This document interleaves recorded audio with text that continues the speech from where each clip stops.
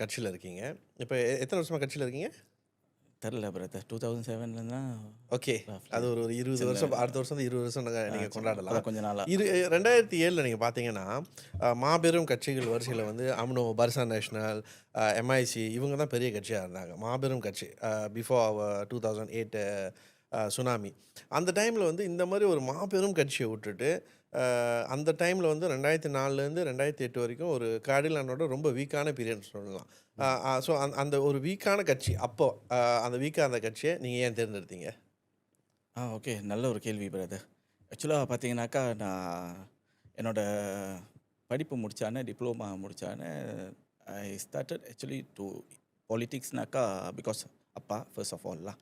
அப்பா was ex MIC and பரங் பசார் டிவிஷனில் இருந்தார்.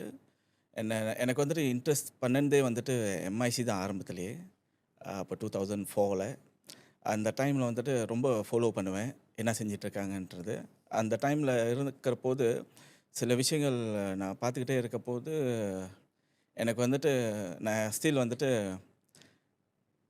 என்ன பார்த்தேன்னாக்கா, லைக் அந்த அன்வாரோட விஷயம் வந்துட்டு எனக்கு அந்த 98ஓட வந்துட்டு என்னோட நேபர் மூலிமா வந்துட்டு அவர் வீட்டோட போர்ச்சில் வந்துட்டு ஹீடோ அன்வான்னு போட்டிருந்தாரு. ஸோ அந்த அந்த கேள்வி வந்து எனக்கு உறுத்திக்கிட்டே இருந்துச்சு. ஸோ அந்த கேள்வி வந்து எங்கள் அப்பாட்ட கேட்குறப்ப எங்கள் அப்பா சொன்னார், அவரை வந்துட்டு இந்த மாதிரி ஜாலியம் பண்ணிட்டாங்க. ஸோ இந்த மாதிரி இஷ்யூலாம் சொன்னார். ஸோ அப்போ நான் வந்துட்டு எம்ஐசி ஸ்டில் ஃபாலோ பண்ணி அப்போ வந்துட்டு இவரையும் பார்க்க ஆரம்பிச்சிட்டேன்.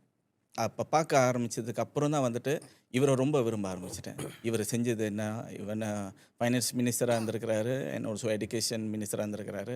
ஸோ அப்புறம் அவர் யூத்தில் இருந்திருக்கிறாரு. ஸோ அந்த இதில் அவரோட ஜேர்னி பார்க்கும்போது ஸோ அதுலேருந்து அவர் ஃபாலோ பண்ணி அண்ட் தென் ஃபாலோவாக யூஸ் எவ்ரி இந்தியன் நியூஸ்லாம் அந்த ஹிண்ட்ராஃப்னு ஒரு இது வேவ் வர ஆரம்பிச்சதில் ஸோ அப்போ தான் வந்துட்டு ரொம்ப டீட்டெயிலாக தெரிஞ்சிச்சு நம்மளெல்லாம் வச்சு செஞ்சுக்கிட்டு இருந்தாங்க ஒரு கட்சின்ட்டு.